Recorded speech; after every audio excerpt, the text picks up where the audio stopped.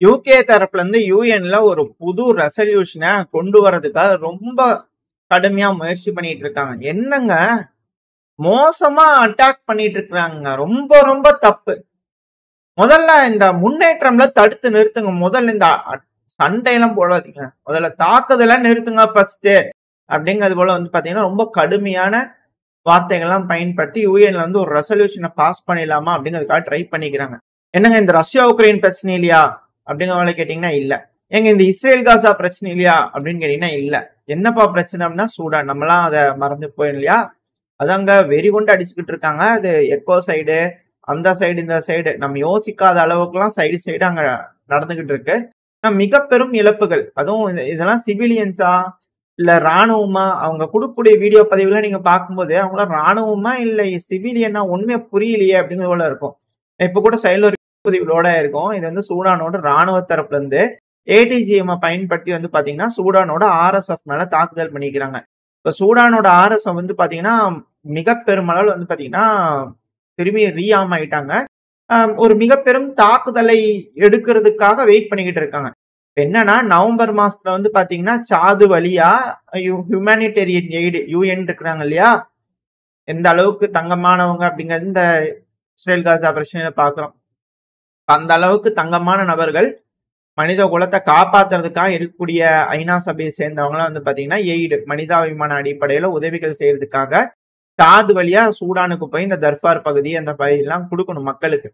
அந்த பகுதியில போறதுக்கு திரும்பவும் பண்ணணும். முதல்ல இந்த ராபிட் ஃபோர்ஸ் இருக்கிறாங்களே அட்டாக் பண்ண முதல்ல நிறுத்துங்க ஃபர்ஸ்ட் அப்படிங்கிறத சொல்லிக்கிறாங்க. ஏங்க கொஞ்சம் அவங்க முதல்ல ஒரு வேவ் ஆஃப் அட்டாக் ஸ்டார்ட் பண்ணிட்டு இப்ப அவங்க ரெஸ்ட் எடுத்துட்டு இருந்தாங்க. இந்த டைம்னு பார்த்து ஆர்மி தரப்பு வந்து ஒரு அட்டாக் எடுத்து கொஞ்சம் திரும்பி அவங்க கை ஓங்குற மாதிரியான ஒரு அதுக்குன்னு பிடிச்ச பகுதியில மீட்டெடுக்க கிடையாது ராணுவம். ஓரளவுக்கு அட்டாக் பண்ணியிருந்தாங்க. கொஞ்சம் வீக்கன் ஆயிருக்கிறாங்க. அப்படிங்கும் போது இப்ப சாதுல தீவிரவாத தாக்குதல் நடக்க ஆரம்பிச்சிருக்கு. பிரான்ஸ் கூட உதவியா இருக்கிறாங்கன்னு செய்திகள் எல்லாம் வருது இல்லையா? சோ எல்லாம் வச்சு பார்க்கும்போது சாதுக்கு ஒரு அழுத்தம் கொடுக்குறாங்க. இப்ப தர்பாருக்கு வழியா, ஏன்னா அந்த பகுதி எல்லாமே கோட்டை ஆர்எஸ்எஃப் ஓட. நம்ம முன்னாடி சூடானை பத்தி ஒரு நியூஸ் போட்டிருந்தோம். அது யாரும் பார்க்கல. பட் இருந்தாலும் ஓகே. அந்த பதிவு பார்த்த நபர்களுக்கு தெரியும் இந்த பகுதி யார் யாருக்கு யார் யாரு கோட்டை அப்படிங்கிறது போல தெரியும். அந்த இடத்துல வந்து பாத்தீங்கன்னா எய்டுகள் கொண்டு போறோம் அப்படிங்கிறது போல அங்க இருக்கிற நபர்களுக்கு உதவிகள் செய்றீங்களா அப்படின்ற குற்றச்சாட்டுகள் ஆர்எஸ்எஃப் தரப்புல இருக்கு. மனுஷங்களுக்கு உதவி செய்யறங்கம்மா, சிவிலியன்ஸ் நீங்க கொன்னு குவிக்கிறீங்க இல்லையா, அவங்களுக்கு உதவி செய்யறோம் அப்படிங்கிற யூஎன் தரப்புல இருக்கிறாங்க. அதை ரெனியூ பண்ணணும். ரெண்டாவது ஆர்எஸ்எஃப் ஓட வீரியத்தை கம்மி பண்ணணும். இதுக்காக ட்ரை பண்ணிட்டு இருக்காங்க. அதுக்காக யூஎன்ல ரெசல்யூஷன் கொண்டு வர பாக்குறாங்க. இப்போ அதுக்கு வழி இல்லாம இருக்கு. என்ன நடக்க போகுது அப்படிங்கிறது தெரியல. சூடான்ல மிக பெரும் பிரச்சனையா இருக்கு. இதனால இந்த பிராந்தியத்துல ஸ்பில் ஓவர் ஆகுறது பாருங்க. சூடான்ல சிவில் வார் போயிட்டு இருக்கு. பக்கத்துல இப்ப சாதுல தீவிரவாத தாக்குதல். இதுக்கு குற்றச்சாட்டு பிரான்ஸ் மேல வைக்கிறாங்க. சாதுல தற்போதைய ஆளுகின்ற அரசாங்கம். இதுக்குதான் இப்படி இருக்குன்னு சொல்லிட்டு பக்கத்துல வந்தோம்னா புர்கினா ஃபாசோ, மாலி, நிஜர் தினந்தோறும் இவங்க அவங்களை அடிச்சிட்டாங்க, அவங்க இவங்க அடிச்சிட்டாங்க மாறி மாறி செய்திகள் வரும். எனக்கு தெரிஞ்சு ஜூன் மாசம் நினைக்கிறேன். எனக்கு அந்த செய்தி கையில கிடைக்கல. இருந்துச்சுன்னா நான் உங்களுக்கு அட்டாச் பண்றேன். எடிட்டிங் பண்ணும்போது தேடி பார்த்தேன். என்னன்னா அமெரிக்க தரப்பு வந்து ஒரு ஏர் ஸ்ட்ரைக் செஞ்சுட்டு இருந்தாங்க. ஐசிஸோட தலைவரை வந்து நாங்க கொன்னுட்டோம் அப்படிங்கிறது போல. அதுக்கு அப்புறத்துல இருந்து ஐசிஸ் தரப்புல இருந்து அமெரிக்காவோட ஆயில் டேங்கர்கள் மேல சிறு சிறு தாக்குதல்கள் செஞ்சுட்டு இருந்தாங்க. அதுக்கப்புறம் பிகேகே, ஐயோ இந்த பிகேகே இன்னொரு கதை வேற இருக்கு மிடில் ஈஸ்ட்ல. அது வேற கதை, அது நம்ம அடுத்தது வரலாம். ஆனா இந்த இடத்துல வந்து பாத்தீங்கன்னா பண்ணிட்டு இருந்தாங்க. ஐசிஸ் தரப்பு வந்து சின்ன சின்ன தாக்குதல் இருந்து இப்ப சரியா இந்த மிடில் ஈஸ்ட் எல்லாம் வந்து பாத்தீங்கன்னா அவங்களோட கை குறைஞ்ச மாதிரி இருந்தது இல்லையா? இப்ப இந்த புர்கினா ஃபாசோல வந்து பாத்தீங்கன்னா நண்பர்களே உங்களுக்கு நாங்க இருக்கிறோம், உங்களுக்கு நாங்க தான் ஆதரவு கொடுத்தாங்க. யாருக்கு? இந்த ஜேஎன்எம் அமைப்புக்கா? அதாவது வேகனார் படைகள்லாம் வருவாங்க இல்லையா, அவங்களுக்கு எதிரா அப்படிங்கிறது போல கேள்விகள் இருக்கு இல்லையா? அந்த மாதிரி அவங்களோட இணைஞ்சு இப்ப என்ன புர்கினா ஆர்மியை தாக்குதல் பண்றாங்களான்னு கேட்பீங்க. அப்படி யோசிப்பீங்க. ஆனா அது அப்படி இல்லை. இப்போ புர்கினா ஃபாசோவோட படைகளுக்கு ஆதரவா இந்த ஐசிஸ் என்ன பண்றாங்கன்னா மிக பெரும் அளவுல இங்க கேதர் ஆயிட்டாங்க. இவங்க போய் இந்த தாக்குதல் பண்றதுக்காக பதுங்கி இருந்திருப்பாங்க இல்லையா, அவங்க மேல இவங்க போய் தாக்குதல் பண்ணி பெரும் இழப்புகளை ஏற்படுத்தி விட்டுருக்காங்க. இது என்ன நடக்குதுன்னே ஒன்றும் புரியல. இந்த பக்கம் ஐசிஸ் வந்து கொய்தா ஈசிஸ், ஓகேங்களா, தப்பா சொல்லிடக்கூடாது, கரெக்டா சொல்லணும் பேர்லாம். ஈசிஸ் வந்து பாத்தீங்கன்னா கொய்தா அமைப்பு மேல தாக்குதல் பண்ணிக்கிறாங்க இந்த புர்கினா ஃபாசோ பகுதியில. இதுக்கப்புறம் அது மிக பெரும் அளவுல இருக்குன்னு இருக்காங்க. ஆஹா அப்படிங்கிறது போல இருக்கா? சரி, இதுதான் இங்க நடக்குதுன்னா இதுல இந்த ஈசிஸ் வந்து பாத்தீங்கன்னா என்ன துப்பாக்கிகளை பயன்படுத்தினாங்க அப்படின்ற கேள்விகள் இருக்கு. சைனாவோட டைப் 56 ரக துப்பாக்கிகள் இவங்க பயன்படுத்திக்கிறாங்க. ஏங்க இதுல யாருங்க வெளியே சொல்றது? இது எப்படி எனக்கு புரியல. இது படம் எடுக்கிறாங்களா என்ன பண்றாங்கன்னு தெரியல. அதாவது அட்டாக் பண்ணதுக்கு பக்கத்திலேயே நின்று ஒருத்தங்க விளாக் பண்ற மாதிரி பண்ணிட்டே இருப்பாங்க போல தெரியுது. என்ன ஆயுதம் வச்சிருக்காங்க, என்ன துப்பாக்கிகள் வச்சிருக்காங்க, எல்லாத்தையும் கிளீனா அனலைஸ் பண்ணி கொடுத்துட்டே இருக்காங்க. ஒரு காமெடியா இருக்கு. இந்த டைப் 56 ரக துப்பாக்கி இருக்கு இல்லையா, அதுல இன்னொரு சம்பவம் வேற இருக்கு. சைட்ல ஒன்று லோட் ஆயிருக்கும். இந்த டைப் 56 ரக துப்பாக்கிகள் வந்து பாத்தீங்கன்னா உக்ரைனோட ராணுவம் வந்து பாத்தீங்கன்னா பறிமுதல் செஞ்சிருக்காங்க. இப்ப சமீபத்துல சண்டை நடந்துட்டு இருக்கு இல்லையா, கர்ஸ்க்கு பகுதியில அந்த பகுதிகளை பறிமுதல் செஞ்சிருக்காங்க. அதிகமான அளவுல சீனாவோட டைப் 56 ரக துப்பாக்கிகளை யூஸ் பண்றாங்க. ரஷ்யர்கள் கிட்ட என்ன துப்பாக்கிகள் கூட செய்ய முடியலையா அப்படிங்கிற கேள்விகள் வருது இல்லையா? இல்ல, நார்த் கொரியா வந்துட்டாங்க, அவங்க யூஸ் பண்றாங்க, பாருங்க நாங்க பறிமுதல் பண்ணியிருக்கோம். சுத்தி வளைச்சு பிடிக்கலாங்க போது துப்பாக்கி போட்டு ஓடிட்டாங்க, குடுகுடுன்னு ஓடி போயிட்டாங்க, கண்டுபிடிக்க முடியல, ஆளுங்க கிடைக்கல, ஆனா பறிமுதல் பண்ணிக்கிற ஆயுதங்கள்.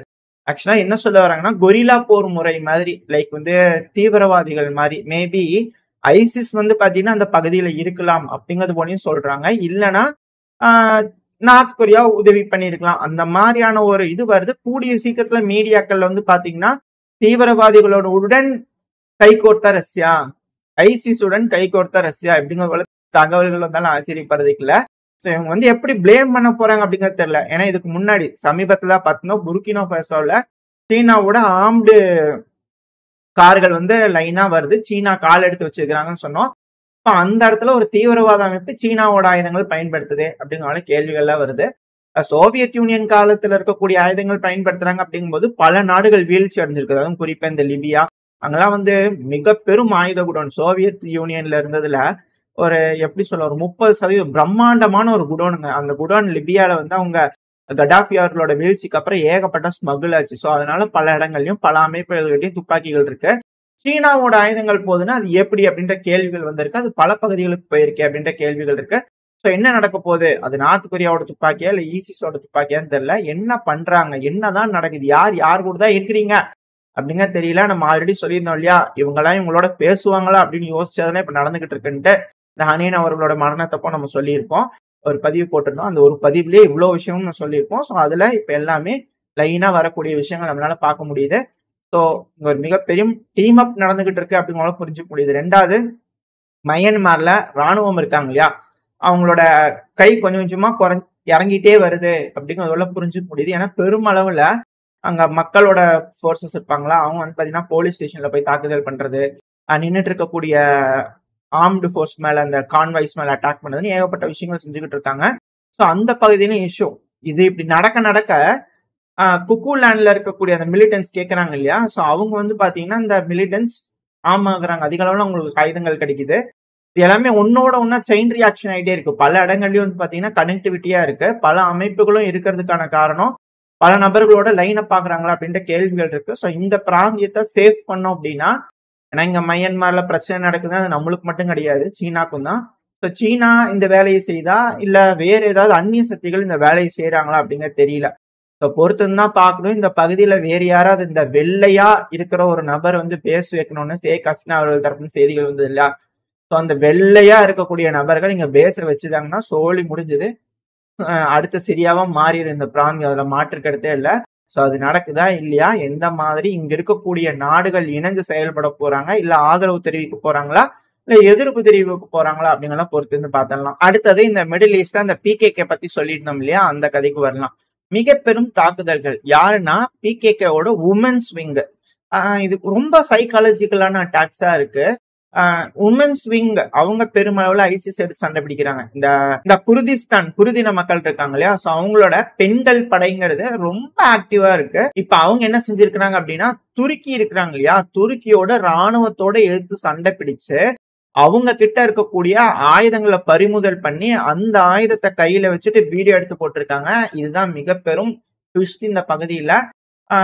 என்ன சொல்ல வராங்க சைக்காலஜிக்கலா, அவங்களோட ராணுவம் அந்த அளவுக்கு தான் இருக்கு, ரொம்ப மோசமா இருக்கு அப்படிங்கிறது போல சித்தரிக்கிறதுக்காக செய்யறாங்களா, என்ன செய்யறாங்கன்னு தெரியல. ஆக்சுவலா இது வந்து பதிவுகள் பார்க்கும்போது அது கீழே வரக்கூடிய கேப்ஷன்ஸ் எல்லாம் இருக்கு இல்லையா, சோ அதை நம்ம படிக்கும் போது செய்திகள் சொல்லக்கூடிய விதமே வந்து பாத்தீங்கன்னா ஒரு மாதிரி இதா இருக்கு, சித்தரிக்கிற மாதிரி இருக்கு. பட் எது எப்படியோ அதுக்காக பெண்கள் வந்து வீரத்துல வந்து இது அப்படி அப்படி அப்படின்ற கம்பேரிசனுக்கா இல்ல, எல்லாமே ஈக்குவல் தான்.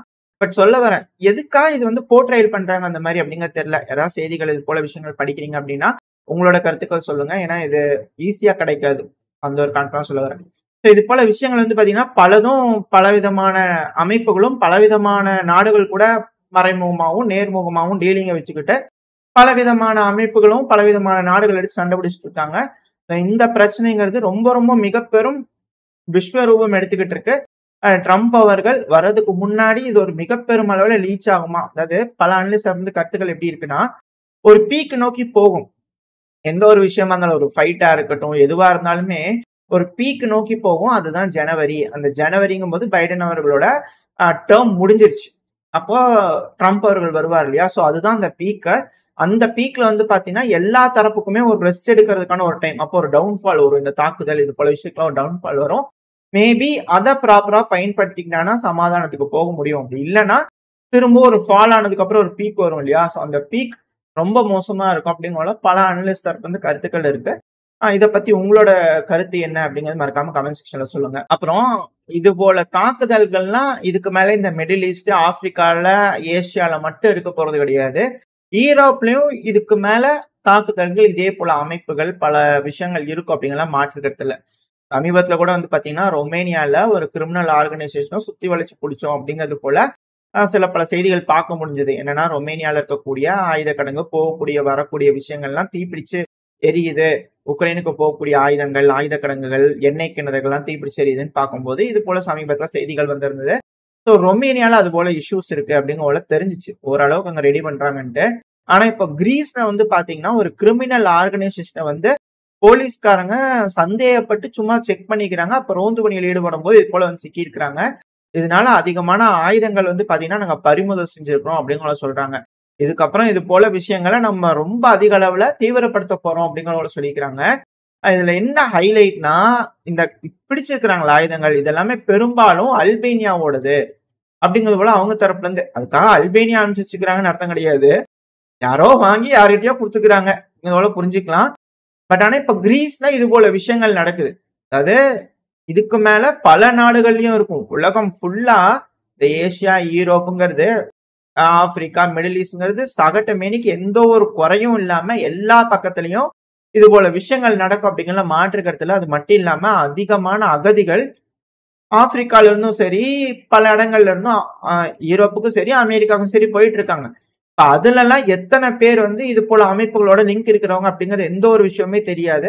இதுல இருந்து ஒரு விஷயம் என்ன புரியுதுன்னா, வரக்கூடிய காலங்கள்ல எந்த நாடும் நிம்மதியாவும் இருக்க முடியாது, சேஃபாவும் இருக்க முடியாது அப்படிங்கிறதுக்கான சிறந்த உதாரணங்கள் இது போல செய்திகள். இதை பத்தி நீங்க என்ன நினைக்கிறீங்க?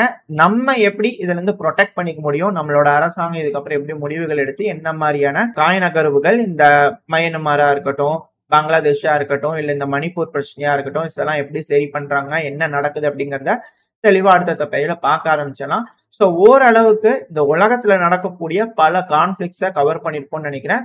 இதோட இந்த பதிவை நான் முடிச்சுக்கலாம். இந்த பதிவு எப்படின்னு உங்களுக்கு பிடிச்சிருக்கா? பிடிச்சதுன்னா இந்த பதிவை உங்க ஃப்ரெண்ட்ஸ் அண்ட் ஃபேமிலியோட ஷேர் பண்ணிக்கோங்க. ரெண்டாவது, சேனல் இன்னும் சப்ஸ்கிரைப் பண்ணலாம், மறக்காம சப்ஸ்கிரைப் பண்ணிக்கோங்க. சேனல் செந்தில் டிஃபென்ஸ், செந்தில் டிகோட்ஸ், ரெண்டு சேனல்லையுமே வீடியோக்கள் மாறி மாறி வந்துகிட்டு இருக்கோம். இந்த ரெண்டு சேனல்ல போடக்கூடிய வீடியோஸும் உங்களுக்கு நோட்டிபிகேஷனா வாட்ஸ்அப்ல வந்துடும். வாட்ஸ்அப் சேனலோட டிஸ்கிரிப்ஷன்ல கொடுத்தா சப்ஸ்கிரைப் பண்ணிக்கோங்க.